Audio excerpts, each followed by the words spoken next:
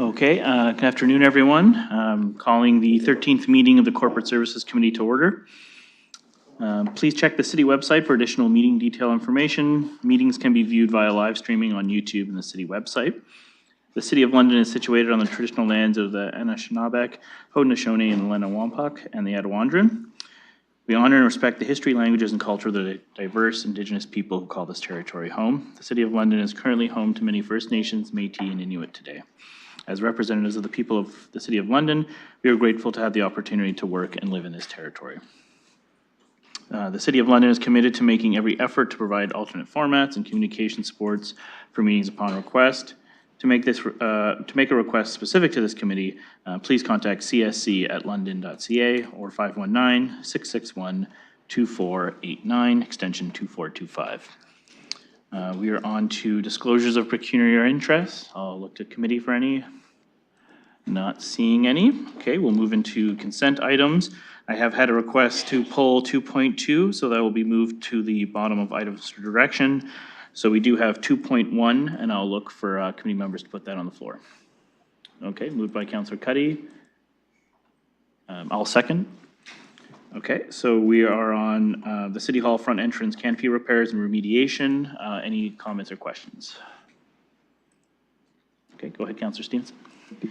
Thank you. I did just have a couple of questions. One is around the timing, because the construction was expected to be done July 31st, and I just wondered if, at what point we knew that it wasn't going to be done by that time, and if there was an opportunity for us to have seen this and approved it earlier. And also, even though the amount is relatively small at $75,000, it is 150% over the $50,000 that the report says was allocated, and there is some concern amongst residents as to how much this the repairs in this building are going to continually go over budget. So those are my two questions.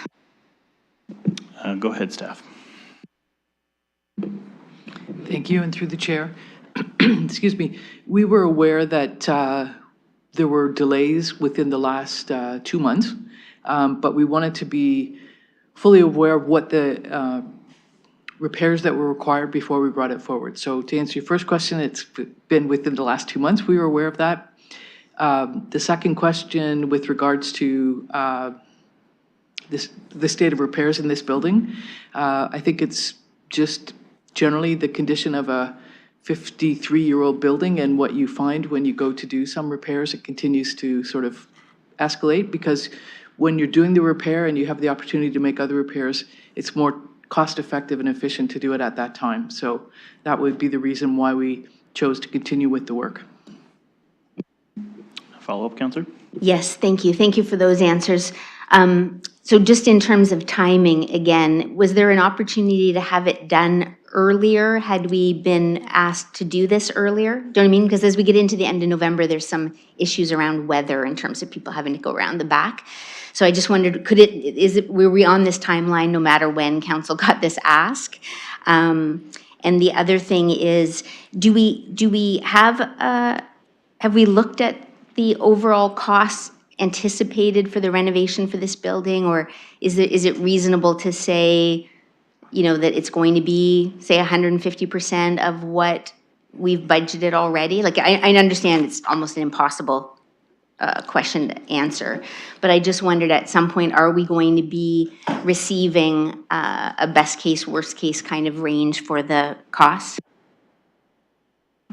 Okay, to staff, but I will say we are specifically speaking of the front entrance at this moment. Any sort of projections, we are not going to know, as they've indicated. The age of the building, when you do these things, they're not going to necessarily have those answers. So it's a bit of a speculative answer, but I'll allow staff to answer if they'd like to go ahead. Thank you, and through the chair. With regards to the timing of this, we had prepared the documentation to go to tender at the end of last year, at the end of 2023, but we delayed it to start in March of 2024 for the reason that we didn't want to be getting into winter weather.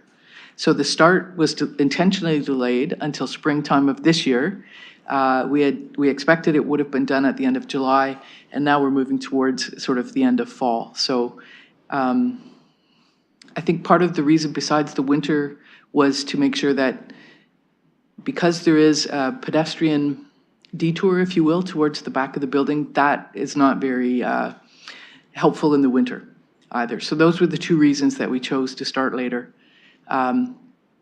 Within this time frame, I have identified, though, that some material supplies are on long lead times. So we've accounted for that within our estimate now.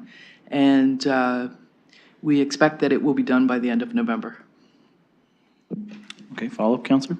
Yeah, just to thank you. We're all really looking forward to that being reopened, so thanks for all the work there. Okay, thank you, Counselor. Counselor Rahman next, go ahead. Thank you, and through you. Yeah, my thanks to staff for their work on securing the front entrance of the building. I'm just wondering at this point, with what's been found so far with relationship to the balcony, has there been any thought about a different design concept? Just with what is in the report about the findings on the balcony, the drainage issues, et cetera. Has there been any thought about a redesign in terms of the concept of what that looks like, whether not to have the balcony or anything like that? Go ahead, Steph.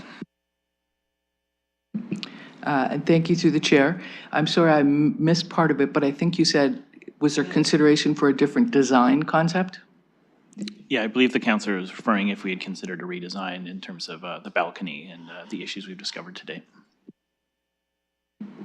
Thank you for the clarification. At this point, there was not, because it was a repair that we're undertaking. I think any of those considerations would have to take into, any of those decisions would have to take into consideration sort of the historic or civic kind of presence that this building has and the original design and that kind of thing. So the short answer is no. During the repair, we did not consider redesigning the balcony. Okay, thank you. Follow-up, Counselor? Thank you. Just a comment. Yeah, so I agree with you. There's a presence to it. I just don't know when the last time a mayor or anyone stood out on the balcony at City Hall to really honor that presence. So, and I do know it has leakage issues, it has structural issues and all those other things. And so from that perspective, I just wondered if there was any consideration for it. I wonder if it has historical significance at this point. I'm not sure. So again, things to consider as we look at doing some upgrades to this building. Okay, thank you for that. If staff want to respond, they can. I don't know if the mayor, if you have any intention of ever going out and addressing the people from the balcony. I'll leave that to you to respond if you want to. I think Mayor Fontana tried to smoke out there once, got in trouble for it. The only time, so I have been on the balcony, not recently, just to actually go out there, but it's not actually used regularly. I'm unsure about the actual history of the balcony. So that would be something that I would have to look into. The only thing that during my term that has been contemplated in previous years or future years is during Remembrance Day for the when the parade does the march by.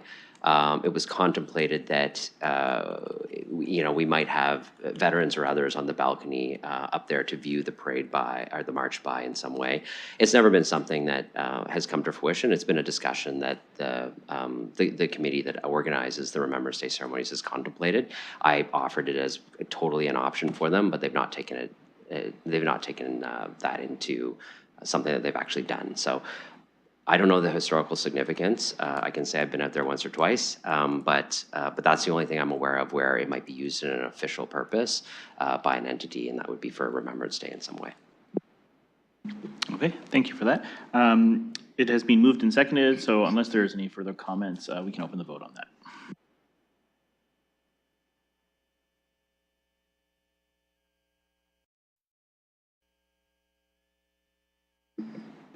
Councillor Van Meerbergen.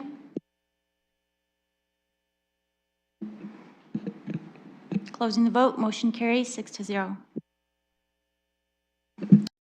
Okay, we do not have any scheduled items. We are on to items for direction. 4.1, this is the property tax deferral program. This is what Councillor Trosso had put forward. So looking for someone to move the motion. Okay, go ahead, Mayor Morgan, and seconded by Councillor Rahman. So we can now open that for debate. Unless anyone has any objections, I don't mind allowing the councillor to speak to it first. Is that okay? All right, go ahead, Councillor Trasa. Thank you very much. I'm not a member of this committee, but I wanted to come to address this. Thank you very much for making the motion and seconding it and giving me the chance to speak. We heard very loud and clear from this particular group during the budget process that they would like us to move forward with some type of update to the bylaw, which is authorized by the Municipal Act. A couple of points that I want to clear up because certain questions keep coming up. Number one, this is not a forgiveness of taxes, nor is it a deferral of all of the taxes. It is simply a temporary deferral of a portion of the taxes, that portion of the taxes being to be determined by our formula, but it's based on the increase in the taxes. Second question, why is this necessary? We already have a bylaw. The current bylaw, which has not been amended since 2007, is triggered by an increase in assessment, and that is no longer a relevant consideration, especially given the state of assessments. I won't comment on that today, but the issue is not the assessments. The issue is the levy and the amount of the levy. Number three, why don't we extend this to other worthwhile groups? The answer to that is Section 319 is very, very specific in terms of limiting this to seniors and persons with disabilities. Having said that, the Section 319 gives the city very, very broad latitude in terms of determining the qualifications under those two sections, but we can't open up another section. And finally, the question is, how do we make sure that people who are living in huge multi-million-dollar mansions are not taking advantage of this? The answer to that is you include a cap to what the assessed valuation of the property might be, as Ottawa has done. Having reviewed the bylaw in Ottawa and the very, very helpful materials that they have put on their website, I think that a lot of the work might have been done in terms of some of these questions. What's the percentage that we're going to charge for interest? What are the initial eligibility requirements? How do you stay in good standing in the program? Things like that. I think that the specific question that I really want to get more information about from staff, and I know others have asked about this, is what does this do to our cash flow situation? And might this create a problem for cash flow?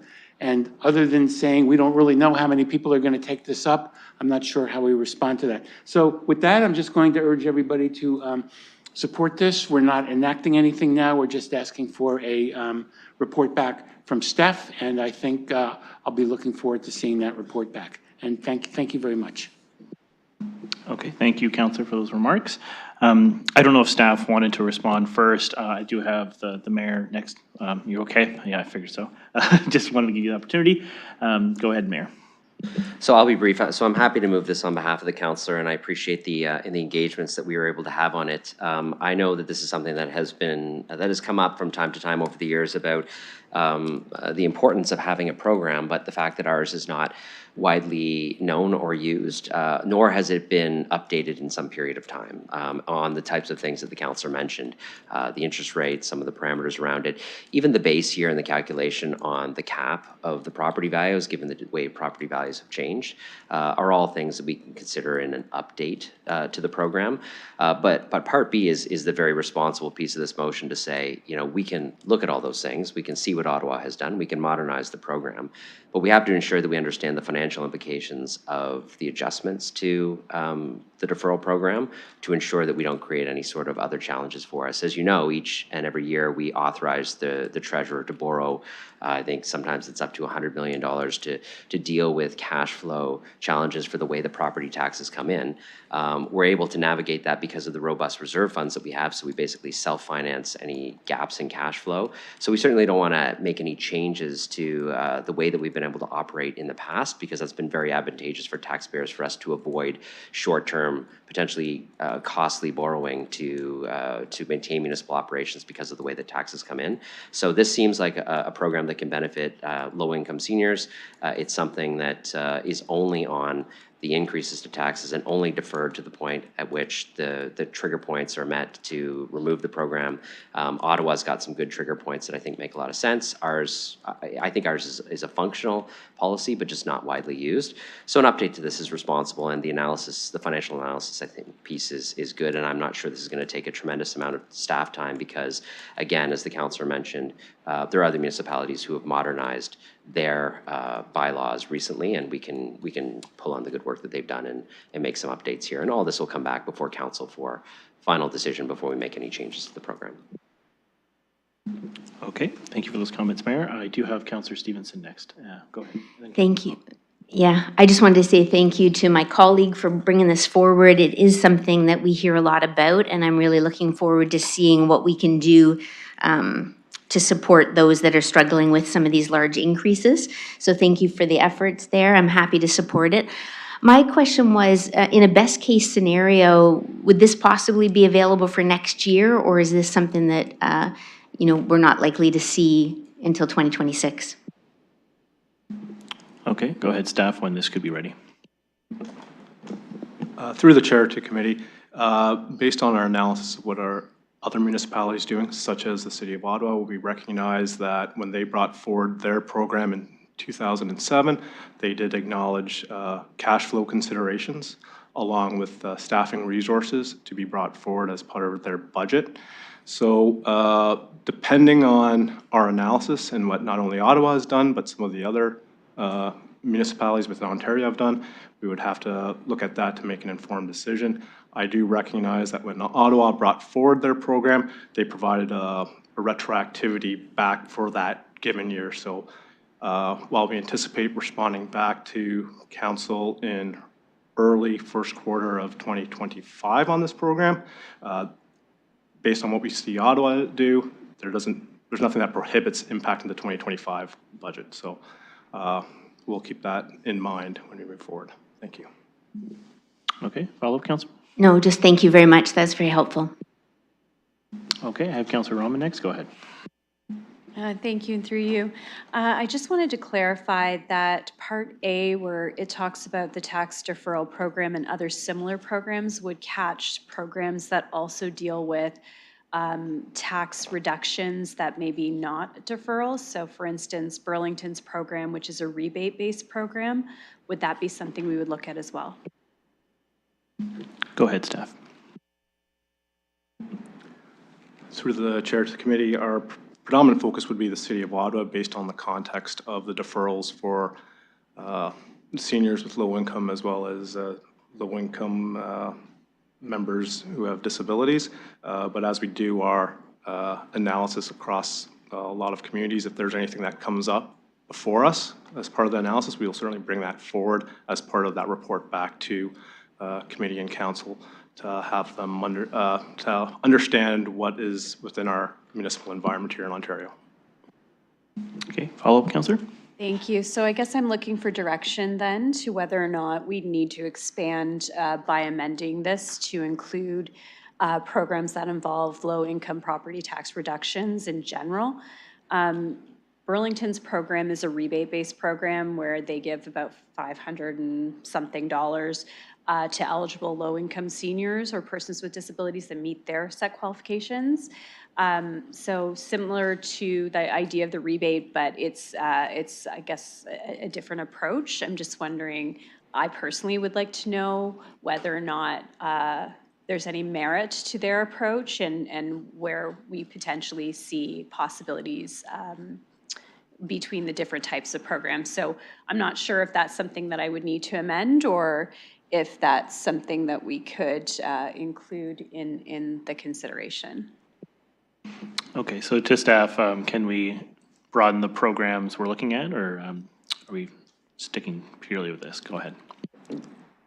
Through the chair to committee, based on the question put forward by the councillor, my read of the request put forward was in A, review of provisions from the City of Ottawa's tax deferral program and other similar programs at other municipalities, including. So in my opinion, that encompasses what the councillor from Ward 7 is looking at. Thanks. Okay, so you're okay with that, Councillor? Okay.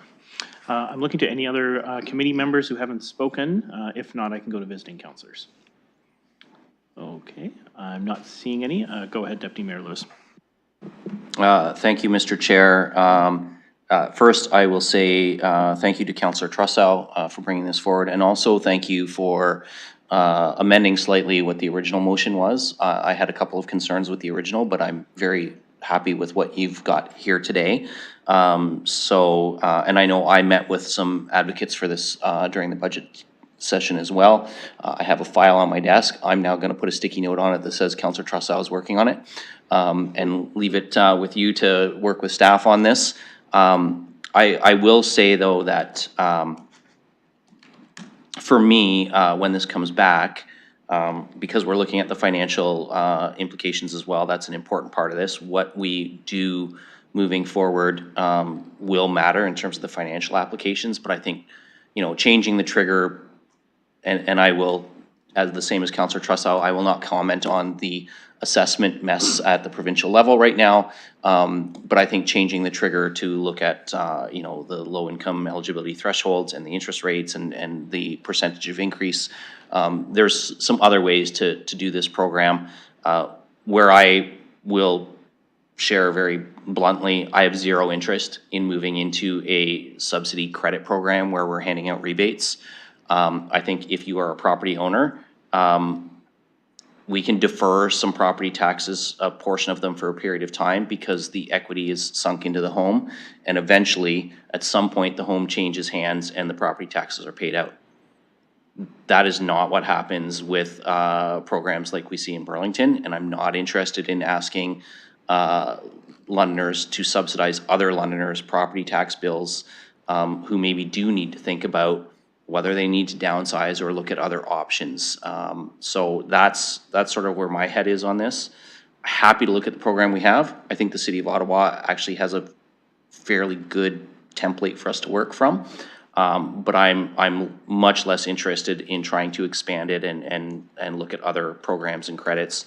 I'm glad that this is focused on the seniors, and I'm not going to repeat everything Councillor Trussow said about the requirements that limit it to that, but I'm glad it does limit it to that, because ultimately, at the end of the day, we need to collect taxes from the properties to deliver the services that people in the city need. That has to be our primary consideration, is delivering services. Deferring for a period of time, there's ways that we can make some of that work for those who are truly trying to just age in place. But we do have empty nesters who are living in 4 or 5 bedroom homes in some neighborhoods in this city. And, quite honestly, I don't think that that's where the subsidy needs. I think it needs to be on those who want to age in place, who don't have other options, and who are on fixed incomes. So just want to say thank you to Councillor Trussow for the work on this. I'll be supporting this at council. Okay, thank you for those comments. I'm going to take this opportunity just to speak from the chair. I also want to thank Councillor Trussow for bringing this forward. Just on an anecdote with a resident I had who looked at this program, and I want to thank Mr. Murray for passing it along to me. I would say one of the things I would also like to see come back with this is whatever we do end up adopting, if we could update in terms of posting this online, having a very user-friendly way of accessing this information. I know it hasn't been updated since 2007, but this is a program I think a lot of Londoners are unaware of. And I do think that if we adopted any sort of program, this is something we really need to consider, is how the public can access it and have it easily understandable, especially when we're looking at a program for seniors with persons with disabilities. I think we need to have a very user-friendly website that they can access quite easily for this program. So I'll leave it there. Again, thank you to the councillor for bringing it forward. Looking for any other comments. Okay, we're not seeing any. Open the vote on this.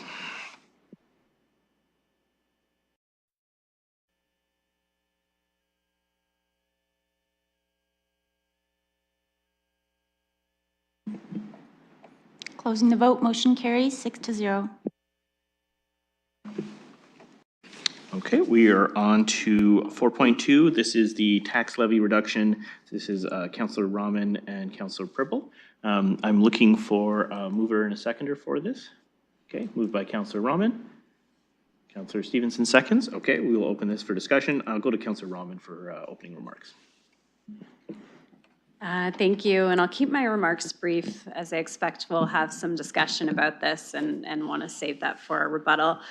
But what's in front of you today, we wanted to provide an action around transferring some money from the Community Investment Reserve Fund, which is sitting roughly around 7 million right now, with 3 million of that being moved to the operating budget contingency reserve to support a 1 million tax levy reduction in each of 2025, 26, 27. And then subsequently request the mayor consider this in the annual budget updates as a mechanism to set aside some dollars for some tax levy decrease. It's something we're obviously discussing. Thank you to the mayor for his work on putting together the strategic opportunities working group, and I missed something in that name. I always get it wrong. I do think that this is top of mind for Londoners right now. We're, I know, as council looking for opportunities. We wouldn't be bringing this forward if this wasn't something where we've been seeing surpluses and where this reserve fund is being replenished annually. It's a reserve fund that's, again, sitting at a level that is high, and it's still leaving the reserve fund, in my opinion, in a healthy state. So I do think that this is an opportunity for some decrease, and I understand there may be concerns around 2028 and any budget pressures that puts on our next multi-year budget.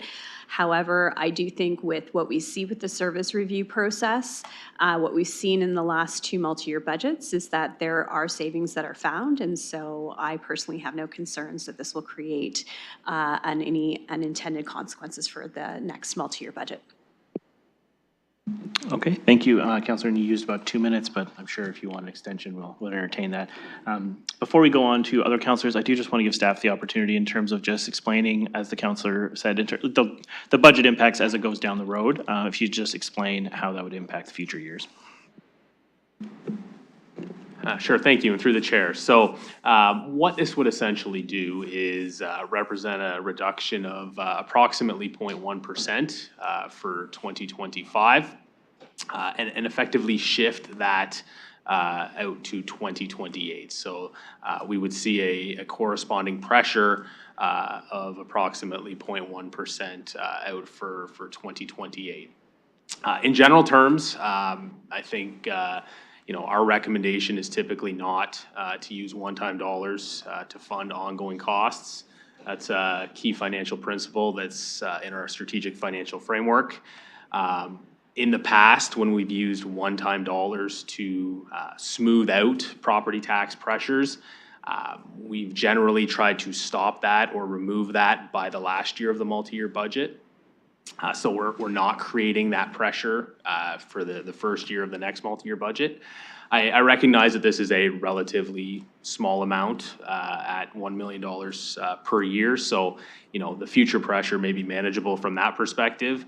I would just caution against making the use of one-time dollars for ongoing costs a common practice.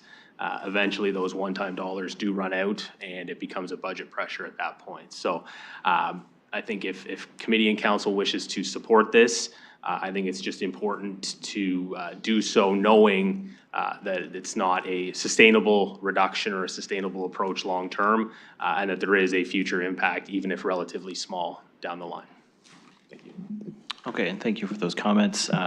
Yeah, I think, good agreement, it's the exception to a sound financial rule. We don't necessarily want to set a precedent with that, but I will look to my colleagues for further comments. Councillor Cuddy, and any other committee members want to speak? Okay, Councillor Stevenson, go ahead, Councillor Cuddy. Thank you, Chair, and through you, and I'll direct my comments to Mr. Murray. And Mr. Murray, I noticed you used the word sustainability twice, which to me would reflect that it's really important that we have to know that this isn't a long-term thing that we can do over and over again. But the question I have for you is one that I think I ask you regularly, and maybe because it's such a small amount, it won't affect it, but does this affect our Moody's grading? I'm not sure. Thank you. Go ahead, Steph. Thank you, through the chair. So I don't think the amount being the amount it is really at all material to Moody's. I think the bigger consideration is the signaling perhaps that it might send in terms of us complying with our core financial principles and policies. So again, it's not a hugely significant amount in the grand scheme of things, but we don't want to make a habit of not complying with our key financial principles, I would say. Thank you. Any follow-up, Councillor Cuddy? Thank you, Chair, and thank you, Mr. Murray. I'm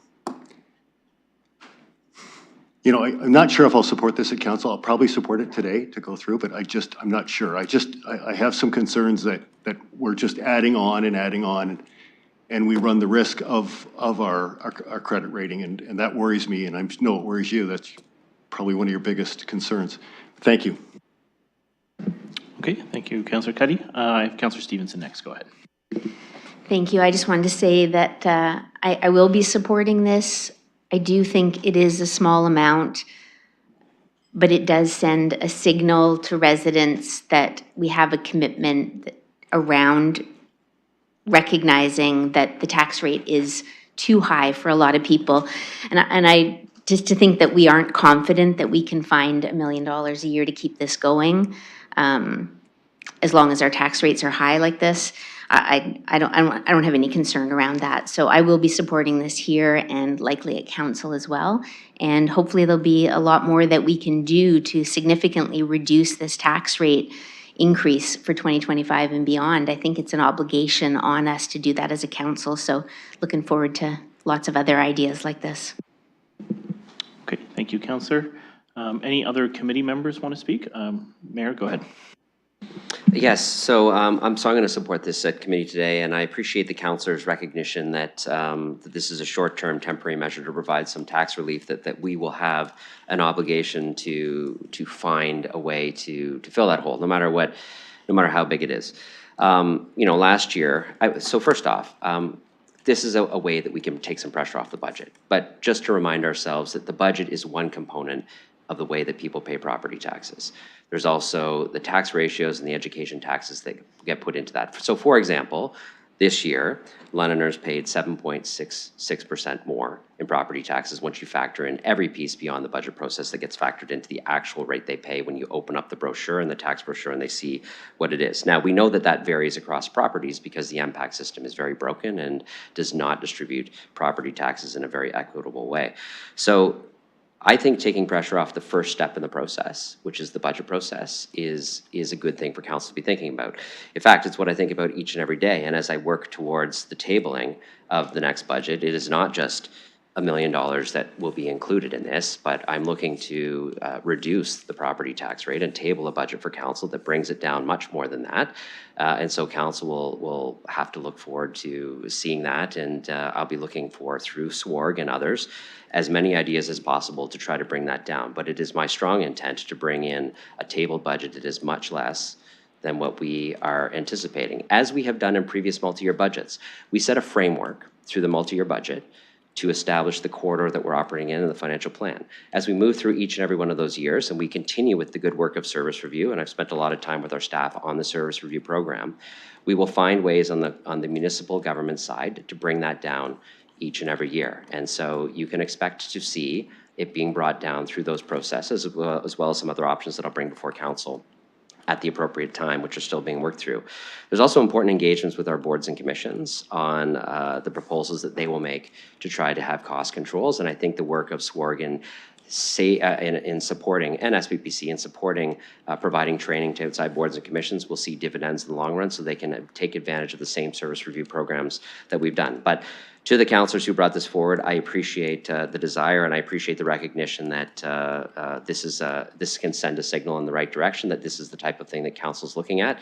But I also appreciate what Mr. Murray said to say, although it's not a large amount, we want to make sure that we encourage this to be sustainable over time, and over the successive multi-year budget cycles, or the successive annual updates that we have, that we should find a permanent way to fund this over time and not just make it a temporary thing. So that'll be our obligation, and not something we have to do this year, but in the future. But I'll look forward to continuing to hear ideas from councillors, whether it be through the committee or through the working group, as we move towards tabling the budget. And then, of course, after the budget's tabled, it's council's budget to amend, and I'm sure councils will come with lots of ideas on the adjustments that we can make when we get to that point. But again, I'll support this today, and I'll support it at council, and this will be one step in us bringing down that rate just a little bit, but there'll be much more when the budget's tabled. Okay, thank you for those comments, Mayor. I do have Deputy Mayor Lewis, but before I get to him, any other committee members? Okay, I am going to just make a comment then for the chair. I looked at this one, and I was kind of on the fence, but I do think I'm going to support it. But as Councillor Cuddy indicated and as staff indicated, I'm cautious that I don't want this to become the norm. I think depleting our reserves is not something we necessarily want to set a precedent with, but to all the points that have already been made in terms of we are looking for those opportunities to reduce, even if it is, just $1 million is still small, but it's large for some, but every opportunity we can find.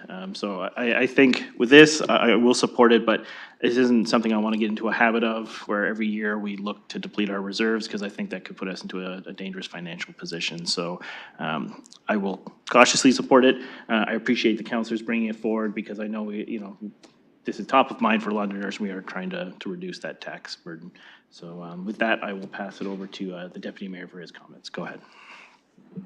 Thank you, Mr. Chair. And through you, I know that I have been one of the loudest and strongest voices for not using one-time funds for ongoing tax reductions. However, this is an exception for me, and I will be supporting it because, first of all, I think it's properly structured in terms of this is not compounding a whole year after year after year.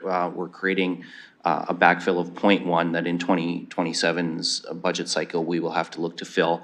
But what that actually does is give runway for more of our internal service reviews to find savings. It allows for the service reviews that the mayor has actually proposed through SWORG, and I assure you, I keep trying to get him to change the name to BORG because Budget Opportunities Review Group would be easier to remember and pronounce, but I can't seem to convince him that resistance is futile. So that said, I'm going to call you a terrible pud. Since I can't get him to do that, he did propose through SWORG that service reviews be extended to our boards and commissions. It gives an opportunity for those to happen as well. So as Councillor Rahman said, I think when we get to the next budget cycle, the next multi-year budget cycle, we will have actually identified more than $1 million in savings, and we won't actually have this hole to backfill. I think what it also, for me, the reason this can be an exception to the rule is that this is not a reserve fund that has built up over annualized contributions through our budget. This is actually a reserve fund that got a massive top up from a surplus. And by using it to ease the tax burden just a little bit, it also gives us the runway before the next multi-year budget and through our annual budget updates to also look at right-sizing our budgets, both internally and at boards, agencies, and commissions. Because while I recognize that a portion, and a healthy portion of the surplus was the result of increased revenue from our investments because of interest rates being so high, there is a component of right-sizing of our different departmental budgets that needs to occur as well. And I'm not picking on any one department or agency, but we regularly receive reports that say this can be accomplished within existing budgets on a number of items that people want to bring forward. And that to me says maybe we have some budgets that are a little oversized, and if we just bring them down a little bit, we will bring down the surplus. But that also means we will bring down the tax pressure. So I think what this does is provide us some reasonable runway to take a dive into a number of opportunities to find permanent savings and provide the tax relief now. So I will say to both Councillor Rahman and Councillor Pribble, thank you for bringing this forward. This is one that is an exception to my rule. I'll be supporting this one at council. Okay, thank you for those comments. Any other visiting members or committee members that want to speak? Okay, go ahead, Councillor Pribble. Thank you. I'm going to be brief. Thank you very much for the support, fellow councillors and the mayor. I do think that, I'll try not to repeat what was already said, but I do think this is the right step. Maybe we are showing our residents that we are serious and we are looking at these initiatives that will decrease the pressures of property tax. It is a tax relief for the residents. And I do believe that we do need to look at similar options. In terms of our annual budget, $1.3 billion to $1 million, honestly, to be honest with you, I don't have, even though I do value the ratings tremendously, 1 million in 1.3 billion is not a concern for me whatsoever. And I do believe that this is going to be appreciated, and let's build on this and let's make sure we deliver. This is the start. And again, we live, if we look at the history, economic cycles, they do repeat, and there are certain different decades of economic pressures, and I believe in 3 years we'll be in different situation as well. I don't believe, and again, don't hold me to this, but I don't believe the interest rates will be there and the affordability and housing. We are on the right track, what we are doing on the city council here, and I believe that we'll be in a different situation, and I believe that in 3 years, this will not be a concern. And again, even if the things wouldn't happen, what I just said, 1 million in $1.3 billion, I really don't see an issue. Bottom line, thank you for your support, and thank you for your support at the council in a couple of weeks. Thank you. Okay, thank you for those comments. Anyone else want to speak? Okay, not seeing any or online. We'll open this for voting.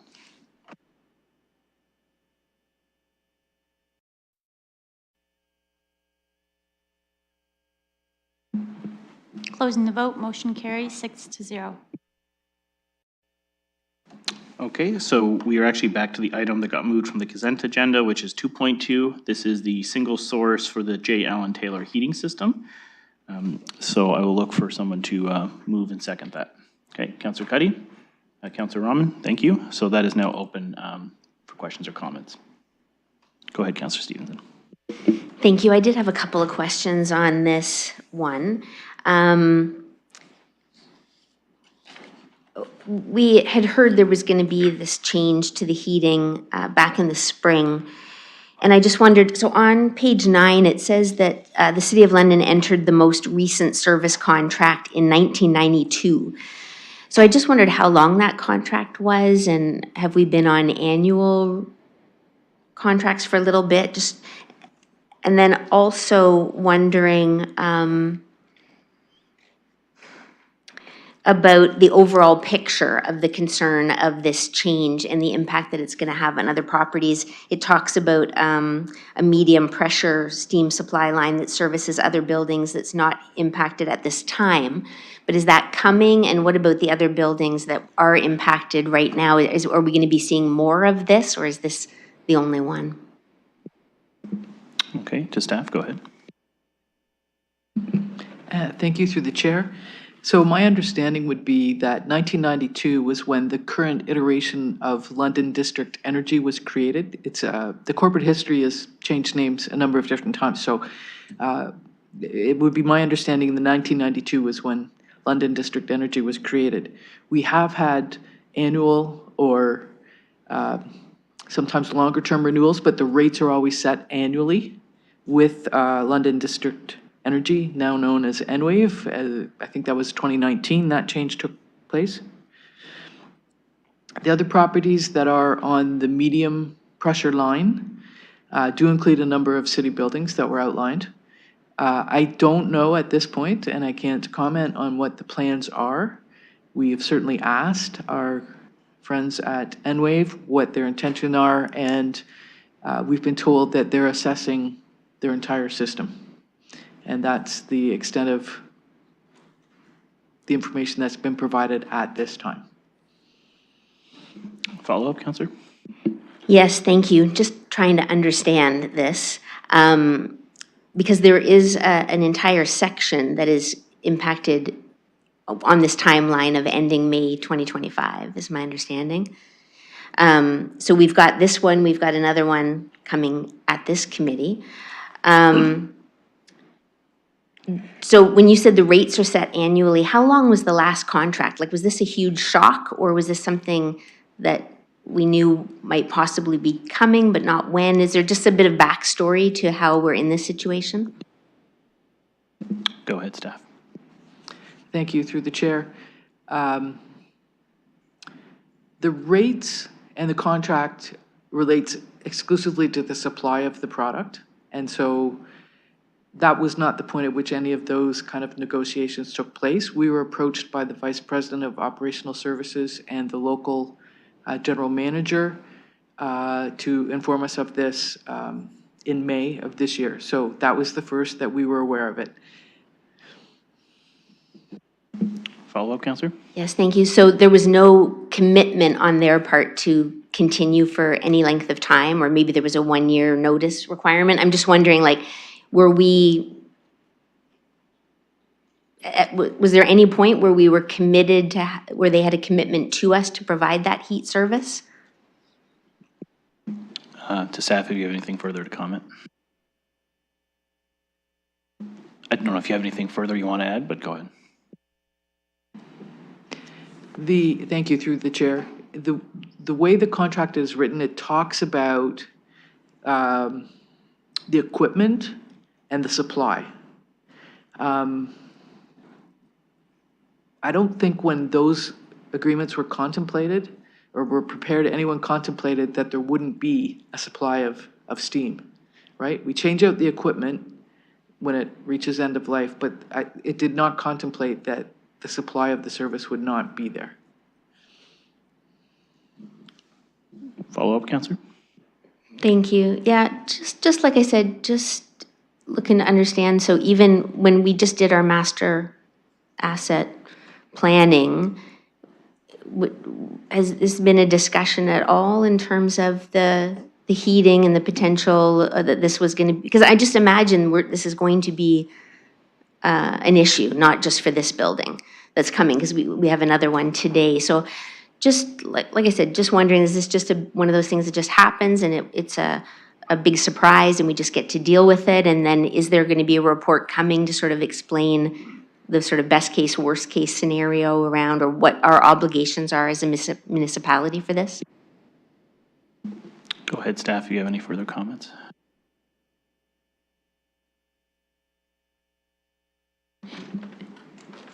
If I could, through you, I think Ms. Stewart has been clear that the message we received from Enwave was in May of this year. But prior to that, we assumed that the heat would continue to be there for the building that we are speaking about today.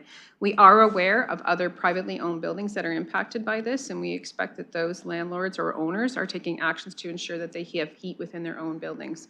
I appreciate another has come forward to us today, and council can decide, committee can decide whether they want to proceed with supporting that organization. But in our discussions, we haven't had discussions with others because we are obviously seized with the responsibility of looking after our own building at this point in time and finding a source of heating for it. We were not given pre-knowledge of this. We obviously got pretty much a year's notice that we needed to take an action and that the heat would not be there with the low steam at that point in time. Okay, and thank you for those answers. But I think to the councillor's point, were there any other buildings that this could potentially impact? I think was part of that question as well. through you, not city-owned buildings. Any further questions, Councillor? Go ahead. Yes, thank you. On another note for that, it talks about wanting to do a single source contract, no time for procurement, but it is a large contract amount, and this supplier was able to give the quotes for the different options. Is there, I know on the boards and commissions, we get 3 quotes. Are we looking at getting other quotes or anything just to ensure that we're getting the best price on these? Okay, staff want to speak to our procurement process for that? Go ahead. Through the chair, thank you for the question. We worked with the current HVAC service provider we have to begin to do the preliminary investigation. Simco is one of the largest, well, it is the largest refrigeration company in North America and a fairly substantial player in other sectors of heating, ventilation, air conditioning, and refrigeration. And they can provide a turnkey solution from designing the system to actually building it or procuring the components, installing and commissioning and making sure that it fits with the existing equipment and replacing what we need and the building automation system.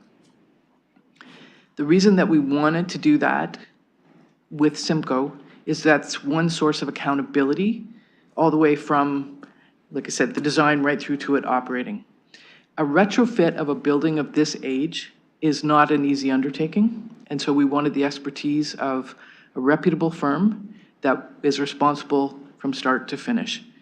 If we were to go to a procurement, it would add time to the process, probably substantial time, because first we'd have to procure a mechanical engineer to design a system, and then we'd have to have contractors responsible for installing it to bid on that.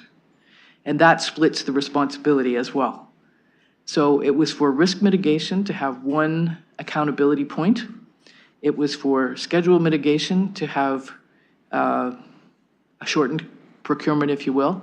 And just we felt that the level of expertise and technical knowledge that Simco provides, we were comfortable with. Follow-up, Councillor?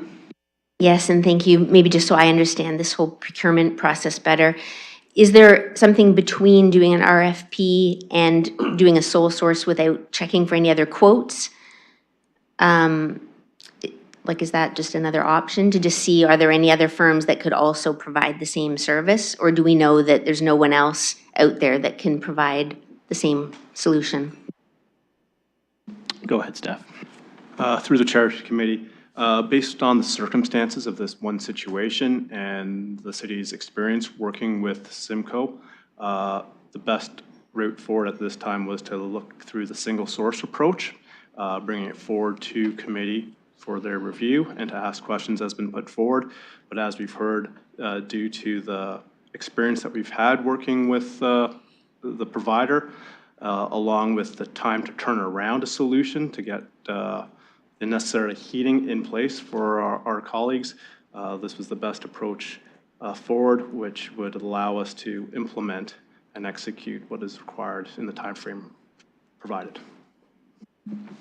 Any further questions? Councillor, go ahead. Yeah, thank you. Not to belabor this, just trying to understand. Is there something between doing the whole RFP procurement and a sole source without getting other quotes?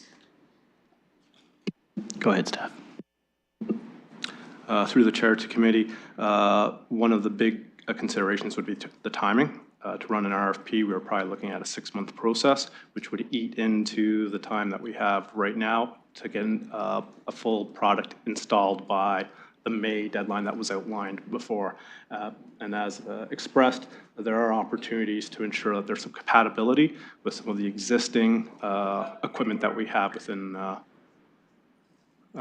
within our facility complement. And that was outlined as part of the 14.4E, where the required goods and services are to be supplied by a particular supplier having special knowledge, skills, and expertise. And my understanding is that Simco has experience working with the city and its facilities, equipment, and what we've utilized in our other facilities across the organization.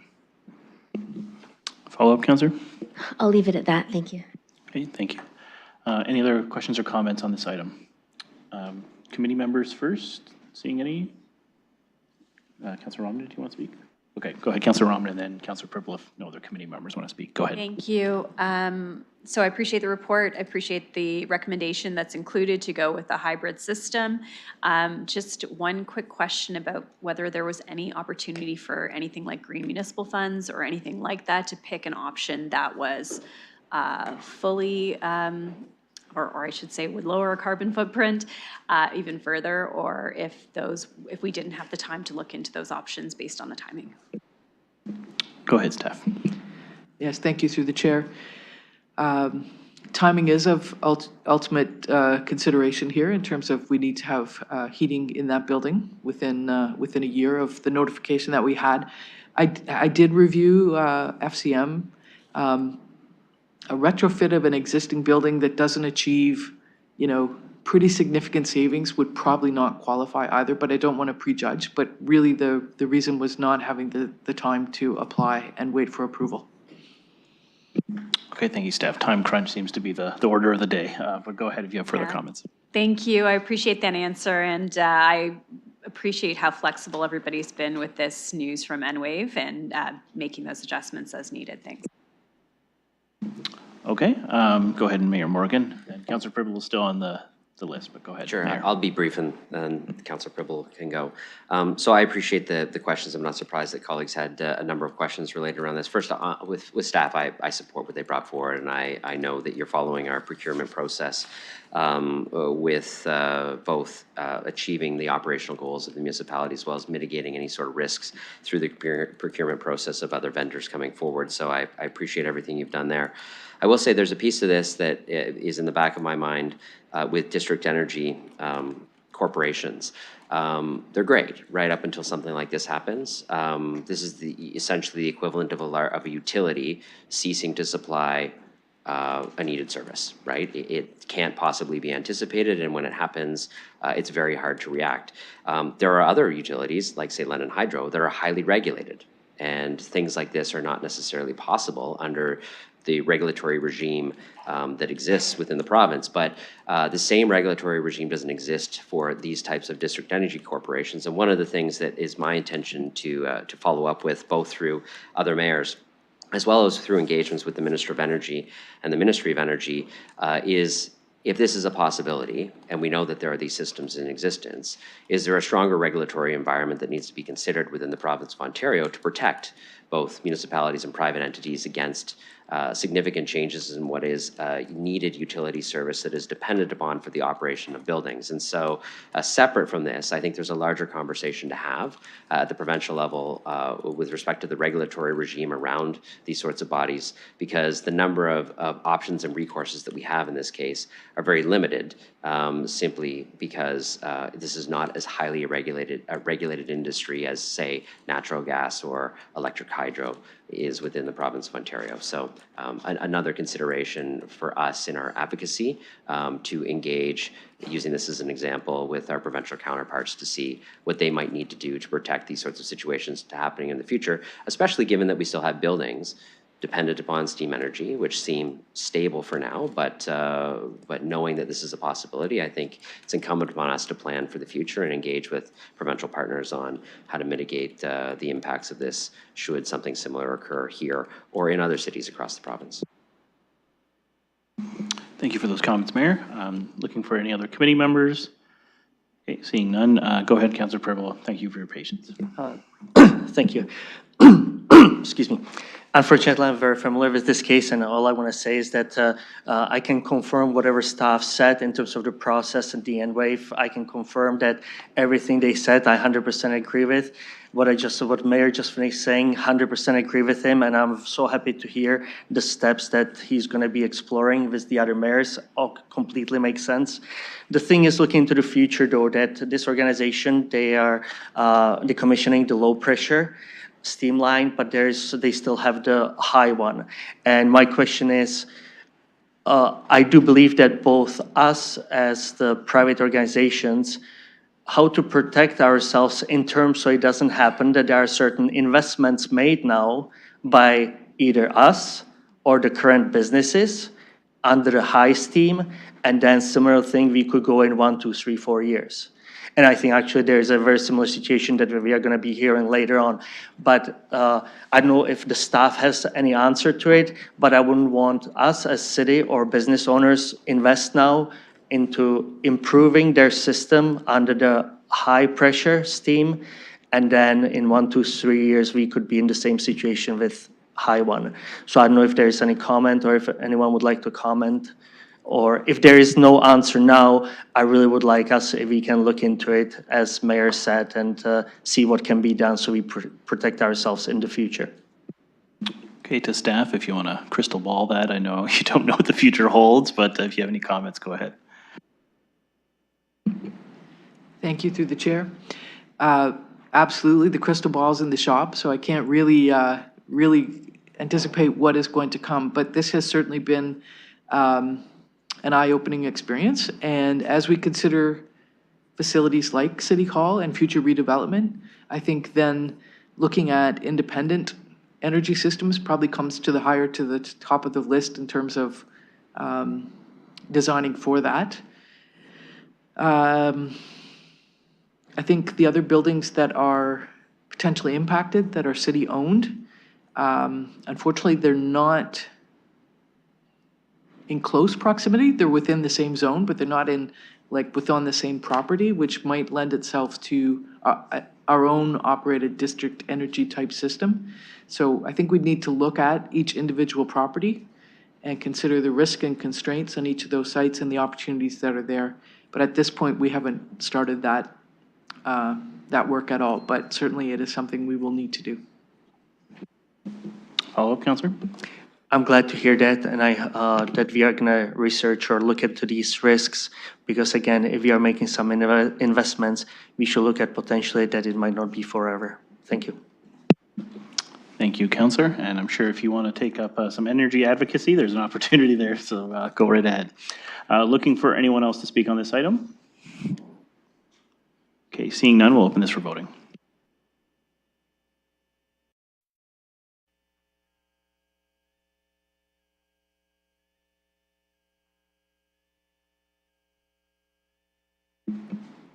Closing the vote, motion carries 6-0.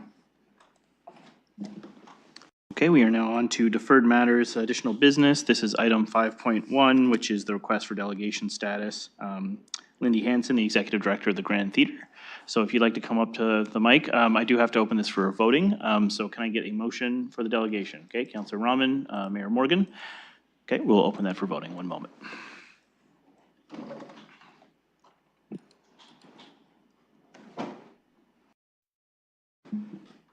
Closing the vote, motion carries 6-0. Okay, please come up to the mic. You have 5 minutes for your delegation, so go ahead. Thank you. Thank you to the chair and to the committee for granting us this delegation status to speak with you today about our requesting to help us with the funding for the cost of replacing our steam service with a new boiler. This is going to sound a little repetitive, but slightly different to what we've just been speaking about. A bit of background on our situation. In September 2023, we were notified that by Enwave that the lines that provide steam to our building had been inspected and were deemed unsafe, so they were not going to be able to turn on the lines that provide steam to our building for the upcoming winter. Enwave worked with us to provide an emergency temporary solution at no cost to the Grand for that heating season. And throughout the season, we were led to believe that the line would either be repaired or another option would be provided to us. In April of 2024, we were notified that Enwave was abandoning the steam line on Richmond entirely and that they were no longer going to cover the cost for the temporary solution that had been in place for the Grand. 1 month later, Enwave announced to a number of organizations and properties that they were terminating the steam service effective May 31st, 2025. While I understand that most of the affected properties and organizations will continue to have steam over the course of the year where you have to work on finding a very fast solution, we have no working system at the moment.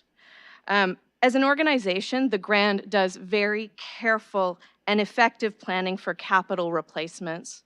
We fundraise over seasons. We work and create our capital replacement fund to ensure that we have the money in place when we need it, whether it's a new roof, a new sound system, or new seats. We ensure that capital items are replaced when they need to be and have fundraised and saved money to make those purchases possible. In this moment, the Grand Theatre has been forced without notice to design, cost, procure, install, and most importantly, finance a replacement system. Much like the city, we are working under tight timelines, so we have only gone out and gotten 2 quotes. They are both for gas boilers. One is for $800,000 and one is for $1.1 million. We've been told that the $800,000 option will take about 14 weeks to install, as there is infrastructure that will need to be put into the building in order to accommodate the new system. That will mean even if we say yes to a new boiler today, that we will have to continue to use the temporary system into the heating season, which will add additional operating costs to the Grand as a part of our season. Industry-wide, as many of you know, theater has had a challenging time coming back from the pandemic, and the Grand has not been immune to those losses. That said, we are really happy to report that we are rebuilding our audiences, that our subscriptions are up 40% from last year, and we have already met our budget for subscriptions on this current season, and that our high school project that is in rehearsals right now is at 50% sold. Taking on an $800,000 debt in this point of our rebuilding would be crippling. The Grand has 162 performances scheduled this season and an estimated 85,000 patrons coming to see our productions this year. We are a tourism destination and a cornerstone of this community. We have great buzz around our productions this season and around our new leadership team. The Grand Star is on the rise, but we need to be careful with our resources and ensure a balanced budget this year so we can ensure our success into the future. As they say in Game of Thrones, winter is coming. So we need to settle on a solution very quickly and to get a system up and working and to have proper heating for all our productions.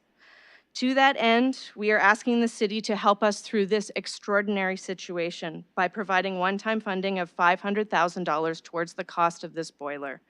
The Grand will take on financing and/or fundraising the rest of the money needed for purchase and installation of the new boiler and to continue using the temporary system in the interim while that is put in place.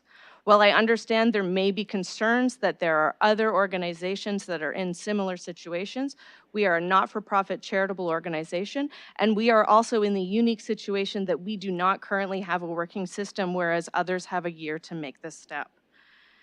Thank you again for providing a delegation, and I look forward to taking any questions you may have, and thank you for your consideration. Okay, thank you, Ms. Hanson, for that. So I do believe the mayor has a motion he would like to put forward.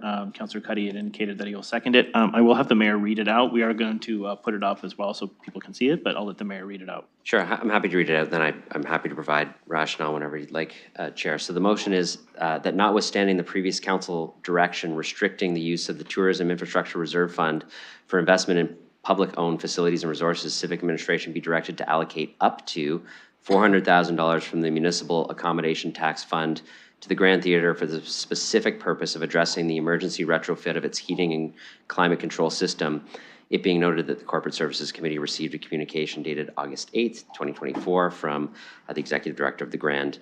I assume there's probably in it being noted about the delegation, receiving the delegation as well. So I'm happy to put that forward, and Councillor Cuddy's willing to second. I'm happy to provide rationale when you'd like me to, Chair. Okay, thank you for that. It is loaded. We'll also add in the note in terms of the delegation. I do know Deputy Mayor has a bit of a time crunch, so notwithstanding going to our committee members, if he does want to speak first, and then I'll let you do your rationale, but just so he can get going. Go ahead, Deputy Mayor. Thank you, and sorry, Mayor Morgan, for stealing your rationale time. But I do have a constituent meeting with the building division folks waiting for me. I thought we'd be to this item sooner, but I am here as a member of the Tourism London Board in terms of the value. And by the way, I absolutely appreciate a good Game of Thrones reference just as much as a good Star Trek reference. So, but I will say that this is a unique situation. And I think that this is absolutely an appropriate source of funding that the mayor is proposing, and absolutely, from a tourism perspective, a key investment for the city to be making. From the Tourism London perspective, The Grand Theater represents a real cornerstone in the foundation of the tourism success in our city. The Grand helps put heads in beds and actually generates municipal accommodation tax for us because they bring people to our city to see the productions that they put on. So in a very roundabout, long-term view way, I see this as actually a loan to the Grand because the people that they're going to bring to our city are going to pay that hotel tax in the future and start to replenish that fund that we are drawing from. So although we don't own the building, the Grand owns their building, this is in a very unique way, a bit of an extension of a municipal asset in terms of what it does for our tourism sector and the economic impact that that brings. I know there was lots of folks at Twitter and even on Twitter last week about Mr. Schwarzenegger being here for the film London production that was attracted here.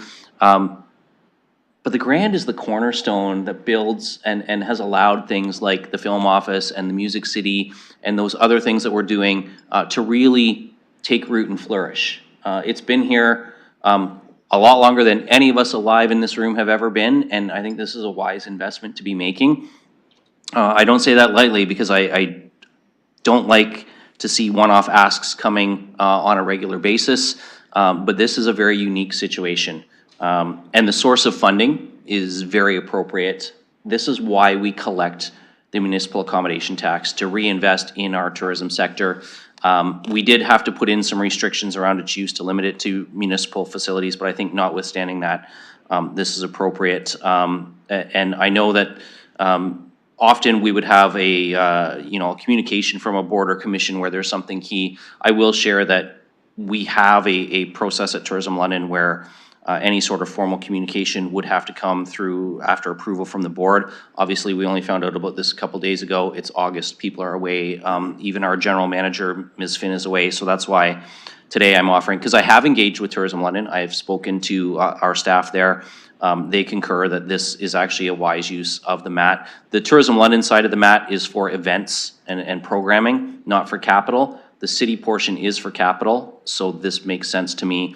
And finally, I just want to also say, and I know he's not with us, or I don't think he's with us online right now, but Councillor Ferreira has, as the ward councillor, also engaged with myself on this, as well as the mayor. And so I want to thank him for the work that he's put into this too. We've been trying to find a way forward on this for the last 72 hours or so, and I think that this is the appropriate path forward. Finally, to the Grand Theater folks, thank you for coming to us and asking for a portion of what you need, but being willing to take on the financing and fundraising challenges of the rest of it. It shows that you are willing to put your own skin in the game too, and that you're willing to work to balance out what you're asking from the municipality. I wish we saw more of that from other organizations, frankly. And I really, really appreciate that you're willing to roll up your sleeves and do the work needed to do the other portion of the fundraising to replace this heating system. So look forward to seeing you later this season when shows are in production. I always enjoy attending, and I hope colleagues will support this both at committee and later at council. So thank you, Mr. Chair, for giving me the opportunity to speak first. Now I'm going to go try and help get a rental unit situation resolved, and I look forward to the discussion. I'll review it later on the YouTube video to see how other folks feel. Thank you for giving me the opportunity to speak first. Okay, thank you, Deputy Mayor. I am going to go to the mayor now for your opening remarks, so go ahead. Yes, and I have an 8-year-old waiting in my office who's playing video games on my computer, so IT is probably going nuts right now on what's happening there. But I want to provide just some opening comments on this motion. So I appreciate what the Deputy Mayor said, and both he and I engaged with Councillor Ferreira. But I've also spoken to Mr. Koulis is in the audience today, and the board about the situation there, as well as our friends from tourism about the importance of this asset. And the reason why I see this as fairly unique is we're talking about an asset that the municipal government has invested in already. as a key strategic asset within the city from both an arts and culture perspective as well as from a tourism perspective. We have been engaged in putting municipal dollars as a component of contributions for the improvements to their building. So we've already made an investment in this asset. The work that they're doing right now is exceptionally strategic, and you can see from the stats that were shared by the executive director that it's working. Their strategy is working. And I want to tell you, part of their strategy is in partnership with Tourism London, is an aggressive tourism-based strategy to attract and recruit people from outside of the city to come here for enjoyment of the Grand, to drive hotel stays. Yes, Londoners will get to enjoy this. Yes, there are many subscriptions within the city. Yes, we want people from London to go and enjoy the Grand, but there is a purposeful and strategic approach that the Grand has taken on the tourism perspective, which I appreciate, and we are starting to see as very successful in this city, with tourism economic impact now passing $1 billion for the first time ever. So this is an appropriate source. Now, the amount, I know 500,000 was suggested in my engagements with the board and the board chair. We felt, and I felt it was appropriate for the municipal contribution to be half of the $800,000 boiler. And so I proposed a motion for up to $400,000. I know they'll take all that they can get. In my engagements with them, this is an acceptable amount for them, and I think represents what the deputy mayor said, and that is a support from the municipal government, but also an obligation on the entity and the organization to also put their fundraising efforts and their capital plan behind this. Even if it was unforeseen, we can eliminate the amount of debt they might have to take on, or the amount of donation dollars that they have to direct towards something which is not easy to raise funds for. So that's why you see my motion for $400,000. And also, you know, I would not be in a position to support this if we didn't have a tourism angle on this in the way that we do, because it gives us a proper source of financing. Municipal tax dollars cannot be chasing these sorts of challenges in our city for many organizations or corporations, but where there is a specific investment and angle on it, like there is here from the tourism perspective, and where we actually have the ability through the municipal accommodation tax and the reserve fund associated with tourism infrastructure, I think we have the combination of a very specific need and an asset we can support that has a tourism angle that actually has a proper source of financing that we can utilize for this particular level of support.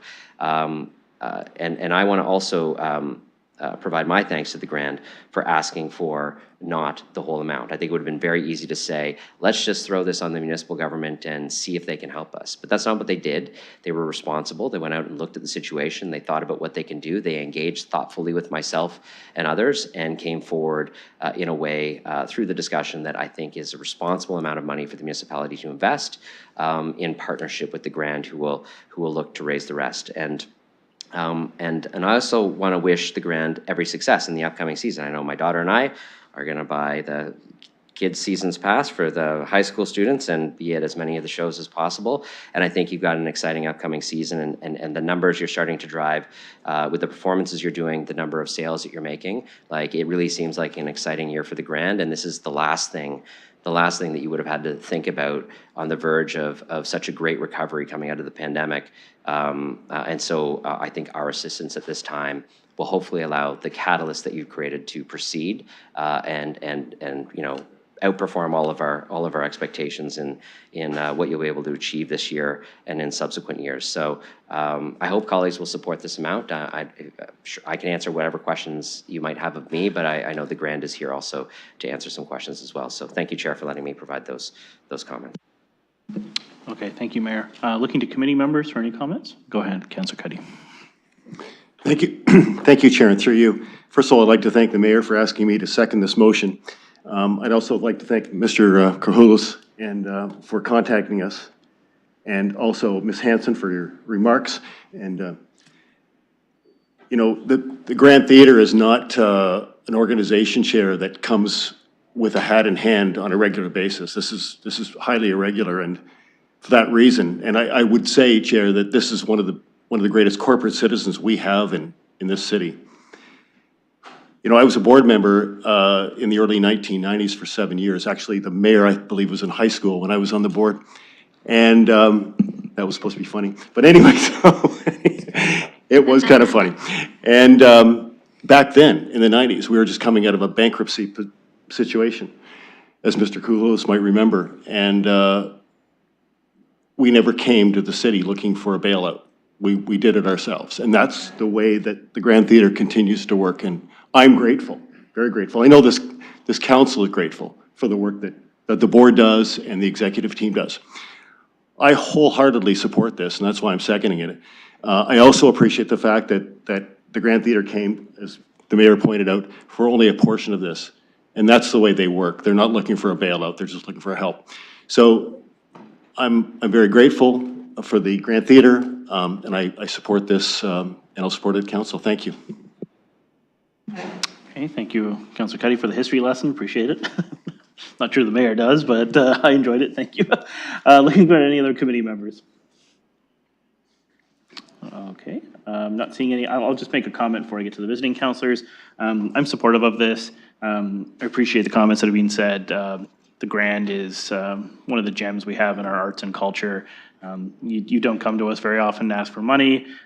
We've seen an 11% boost in tourism. I think the Grand will play an integral part in terms of driving that forward even further. I look forward to seeing upcoming season and happy to support this. So I'll go to visiting councilors. I believe it was Councilor Pribble and then Councilor Trosso. So go ahead, Councilor Pribble. Thank you. Excuse me. When it comes to the council, I will 100% support this. And Grand Theater is a tremendous asset to our city. And I'm not going to repeat what was said. I would agree with everything that was said. All I'm going to add is I would like to greatly thanks to the local hotel industry and Ontario Restaurant Hotel Motel Association who are actually charging and collecting this tax for us. And thanks to that, we are able to do things like this, which are greatly valuable to our city. Thank you. Thank you, Councilor. Go ahead, Councilor Trosso. Thank you. Through the chair, I'm in agreement with everything that's been said about the value of this entity. I spoke to that during the budget. I feel the same way. I also think that this is a very appropriate use of this fund, and I'm glad to see that it's there. My question is, I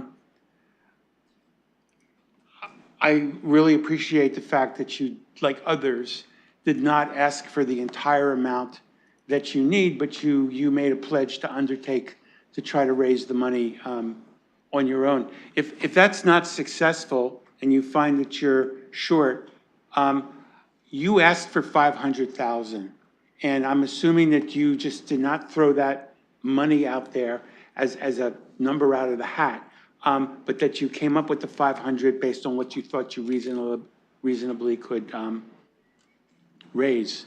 And I'm just hoping that maybe, given the fact that there's an appreciation among everybody that spoke that you are going to, in good faith, undertake to raise all the money. I'm just wondering why we can't just leave this at the request and say up to 500 if you need it, or maybe have some type of provision where if you fall short and you're coming up against a deadline, we won't have to have this come back to us as an urgent matter. Could I just, how does if I could ask the delegate, how does the difference of $100,000 play out? Okay, looking to our delegation, if you want to speak to the amount requested. Thanks, Mr. Chair. We are told $800,000 to make this happen with the lower bid. We're not sure. It could be 900,000. I mean, we're still in the early stages, so it could be $1 million. So we thought 500,000 was still half of the problem, and then we thought from there we're pretty confident we can fundraise for the rest. We are happy with the proposal by the mayor, and thank you very much for the added potential funds. But you know, we're going to raise the rest. We're going to pull it off. The reason for the 5 is we don't know if it's 8, we don't know if it's 9, we don't know if it's $1 million. We really don't know right now. I know that's a wishy-washy answer, but we really don't. We just got into this weeks ago. It's a very reasonable answer. Your crystal ball is out for service too. So anyway, I'm happy with this. I did feel like I wanted to ask that, and I hope you're successful in your fundraising. Okay, thank you, Councilor, for those comments. Looking for anyone else they want to speak to this? Okay, Not seeing any, we'll open it for voting. Oh, sorry, missed you on camera there. Go ahead, Councillor Van Meerbergen. Thank you, Chair. I mean, I'm happy to support this. It's a very well-rounded, balanced approach to a situation that the Grand Theater really had no part in. It's really through no fault or any type of non-planning on their part. And I think that the ask is very reasonable for what is and has historically been a very well-run organization.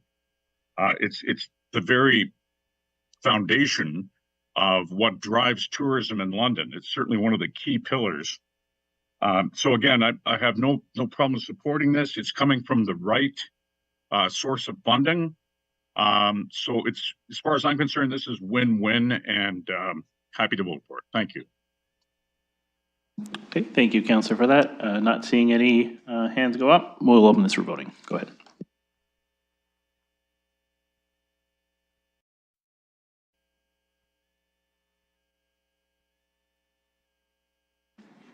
Councillor Van Meerbergen?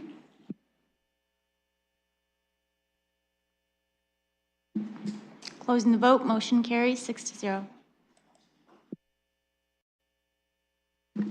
Okay, that concludes our public agenda items. We will now move into confidential session. Can I get a motion to go into confidential? Okay, we'll open that for voting.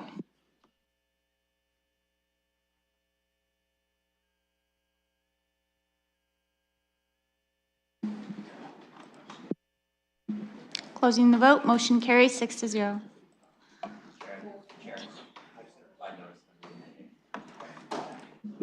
Thank you, Mayor Morgan, for coming.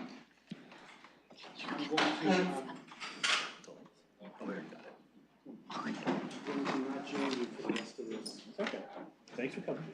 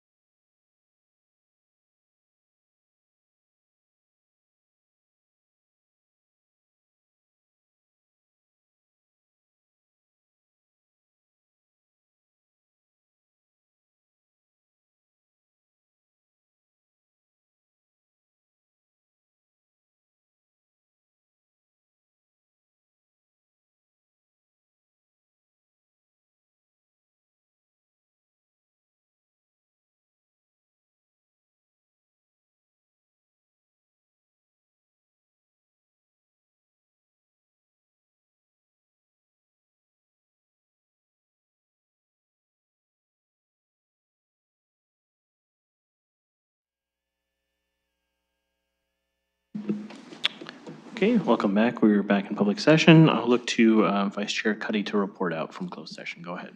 Thank you, Chair, and through you. Committee went into closed session from 2:25 to 2:35 PM. Progress was made on matters discussed in confidence. Thank you. Okay, thank you. We are on our final item, that is adjournment. Motion to adjourn. Councilor Cuddy, Councilor Rahman, all those in favor? Any opposed? Motion carries. Thank you, everyone. Have a good day.